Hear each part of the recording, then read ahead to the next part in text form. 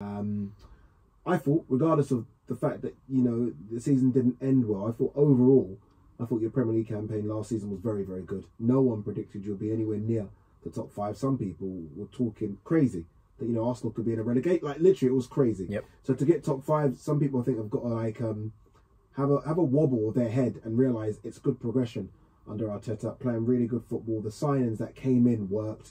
Ramsdale worked. Ben White worked, although injured toward the back end of the season. Odegaard certainly worked. This season, you've added quality, real good quality winners. Zinchenko, Gabriel Jesus. You must be excited about the start of the Premier League campaign, knowing what you've got and the manager you've got as well now. Yeah, for sure. I think you hit the nail on the head. The expectation of Arsenal last season was very, very low. And then by that same token, you then can't criticise them for finishing 5th and being in the Champions League race until the final day. And somehow there is still criticism coming their way. Now, I know the opportunity was there, but you have to be good enough to capitalise on that opportunity. Otherwise, there's no point in it being there. And Arsenal, you know, they did fall a little bit short. I think they fell short due to injuries more than anything else. I know you shouldn't use it as an excuse, and I'm not using it as the sole reason as to why we failed, but to be without Thomas Partey was key. It meant that Arteta reverted from a one-man defensive midfield shape to basically a 2-man, which affected the balance elsewhere. We had none of our first-choice fullbacks available. As you mentioned, Ben White missed some games towards the back end of the campaign as well. And it was a real problem for us. We needed a top striker. We were clearly missing that last season. We've gone out and got one. Probably got your number 1 target as well. Absolutely, that's the thing. It's not... Because everyone goes out and makes signings, right? You've actually gone out and, I think... in left back, Zinchenko got your number 1 target, and I think going forward you got your number 1 target. So you know, I want those, and you've got them. Yeah, absolutely. I think that Gabriel Jesus was as good a striker as we could have possibly got, and you get more encouragement, I think, as an Arsenal fan when you then sit down going into the new season and you listen to Edu speaking quite openly and candidly about what the plan is, how we've got to the point that we're at now, and what the next steps are, and where we're going forward.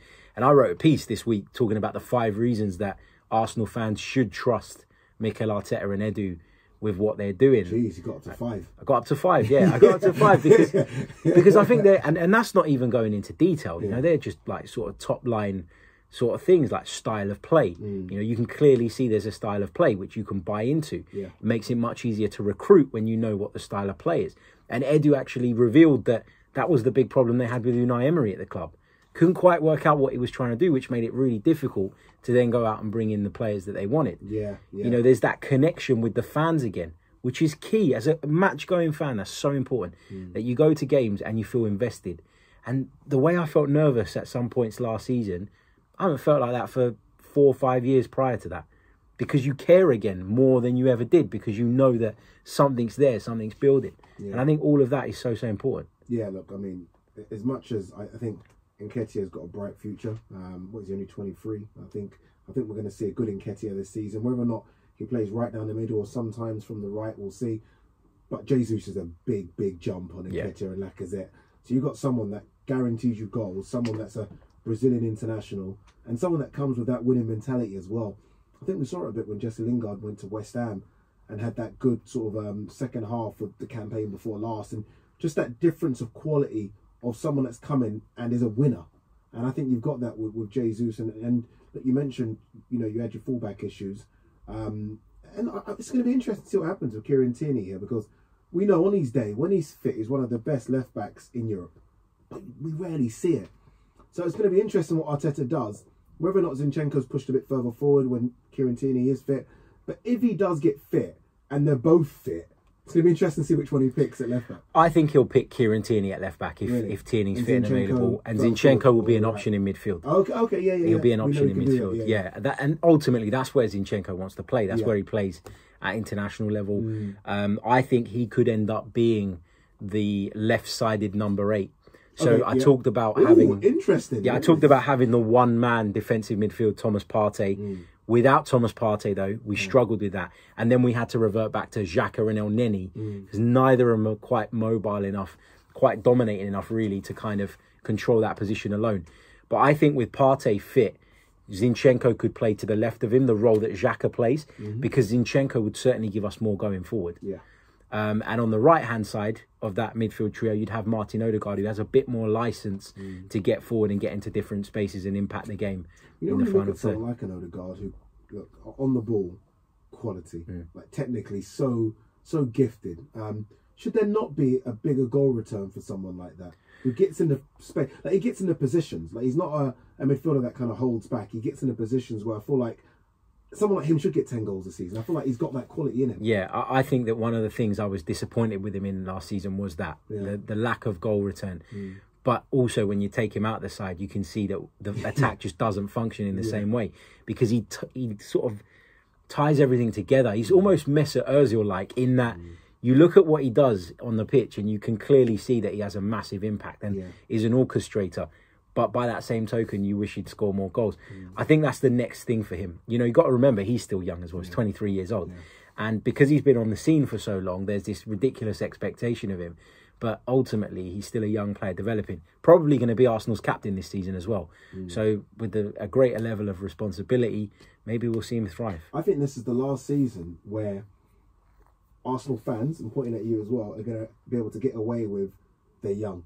I think this is it now for all of them, isn't it? I mean, they are young, don't get me wrong, but they're also very experienced. You know what I mean? Sometimes age can almost blind you by how many games these guys have played. I think Saka has to go up another level, and I think he will this season. I think a lot of pressure on Emil Smith-Rowe, who at one stage was almost a given to start, and then he was in and out of the Arsenal side.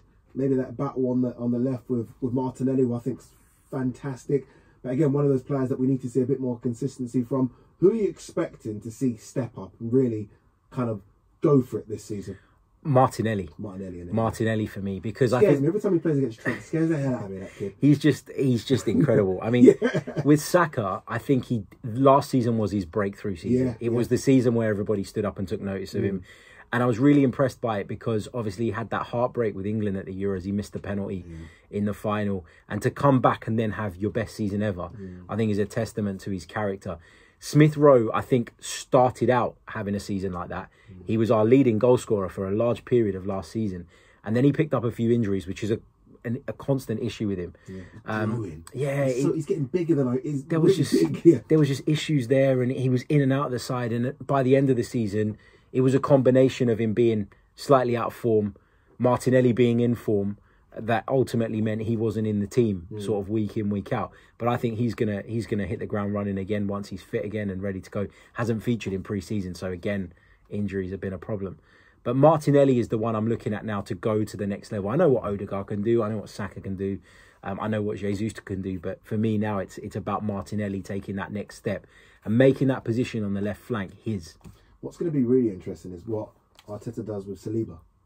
Very, very interested to see exactly what he does. Clearly, I think one of the best young defenders in Europe. Look, won Liga and Young Player of the Year, so that shows his talent. He's been out on loan for a couple of seasons. I still think that there is a fighting chance to kind of break up that Gabriel and Ben White. I know Arteta's very left-sided player on the left, right-sided player on the right, but I still think if he doesn't send them out, there's a chance that he could sort of break through this season. I think he's fantastic. Honestly, I really do. It's weird. I was talking to someone about this the other day. We as sort of England fans are desperate for defenders. France have like 4 or 5 young defenders that are incredible. You think of Fofana, him, Konate, Upamecano. What do you think he does with Saliba this season? I think Saliba will get his fair share of opportunities. He's not going I think he's staying. I think he's staying. Marseille are interested in taking him back on some sort of permanent deal, as they should be. Yeah. But Arsenal, as far as we know, are not entertaining it. He's got 2 years left on his Arsenal contract, so there is a discussion and a debate around whether he's going to extend that. Some people are saying that he's already agreed to extend it, but it's not been made official yet, so we don't really know. But ultimately, if I was Saliba, I'd probably wait another season before I sign anything, because I'd want to make sure that what I've been promised in terms of game time opportunities is going to be stuck to. There is a bit of distrust between Saliba and the club because of the way he was treated when he first came. And I think for that reason, we've kind of got to, like, put an arm around him a little bit to make him feel wanted again. Young. And he's young. He's young. I think previously he was a little bit immature. He's gone through some difficult stuff. I know he lost a parent not too long ago, which, you know, in your early 20s is no age to lose a parent. So that was tough for him, and he went back to France for a bit. I just think that he's got the talent. He's shown it in pre-season. He's looked very, very good. He'll get chances at Arsenal. We're in the Europa League again this season. There's much more games, much more minutes up for grabs. I think he'll get the opportunity. I think he'll be good. You're right. I mean, there's FA Cup, there's League Cup. Someone will ultimately pick up injuries. It's how it works. Sure. We saw Ben White pick up an injury at the back end of last season, so he will get his chances. Fantastic. I think this is going to be this race for top four. Arsenal, Spurs, who've done really good business, might have won the window. Some say. I disagree, but I think Arsenal won the window. But people say Spurs, Man United under Ten Hag, Chelsea. Well, Spurs will say they won the window because they don't win any.